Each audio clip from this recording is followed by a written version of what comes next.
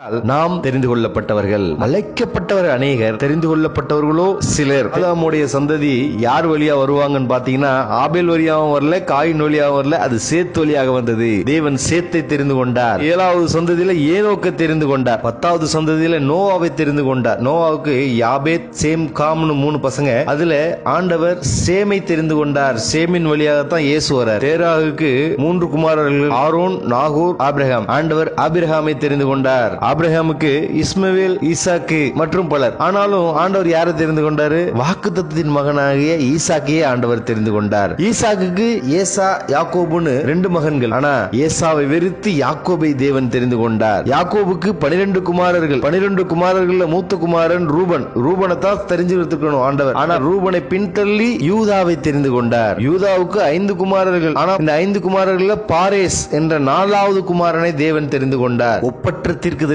மோசே 25 லட்சம் ஜனங்களை வழிநடத்தியவன். அவனுக்கு பிறகு அவனுடைய மகன்கள் கெர்சோம், எலியேசரை தேவன் தெரிந்து கொள்ளவில்லை, யோசுவாவை தெரிந்து கொண்டார். ஆசாரியன் ஏலியோட மகன்கள் ஓப்னி, பினகாஸ், அவர்களை தெரிந்து கொள்ளவில்லை, சாமுவேலை தெரிந்து கொண்டார். சாமுவேலோட மகன்கள் யோவேல், அபியா, அவர்களை ராஜாவாக தெரிந்து கொள்ளவில்லை, தேவன் சவுலை தெரிந்து கொண்டார். ஆனா சவுலுடைய மகன் யோனத்தானை தேவன் தெரிந்து கொள்ளவில்லை, தாவீதை தெரிந்து கொண்டார். ஈசாய்க்கு 8 குமாரர்கள் இருந்தாலும் தாவீதை தான் தேவன் தெரிந்து கொண்டார். தாவீது தேவனுடைய இருதயத்துக்கு ஏற்றவன். எகிப்திலிருந்து 25 லட்சம் பேர் புறப்பட்டாங்க. ஆனா எத்தனை பேர் கானானுக்குள்ள போனாங்க? 2 பேரை தான் தேவன் தெரிந்து கொண்டார். யோசுவாவையும் காலேபையும் தெரிந்து கொண்டார். கிதியோன் படையில் உள்ள வீரர்களின் எண்ணிக்கை மொத்தம் 38,000 பேர். ஆனா தேவன் தெரிந்து கொண்ட 300 பேரை கொண்டு ஜெயம் எடுத்தார். ராக்கேல், லேயாள் அப்படின்னு மனைவிகள் இருந்தாலும் யாக்கோபு ராக்கேல தான் அதிகமா சிநேகிச்சான், லேயாளை சிநேகிக்கல. லேயாள் அற்பமாய் எண்ணப்படுவதை கண்டு தேவன் லேயாளை தெரிந்து கொண்டார். லேயாளுக்கு தான் முற்பிதாக்களின் கல்லறையில இடம் கிடைச்சிச்சு, ராக்கேலுக்கு இடம் கிடைக்கல.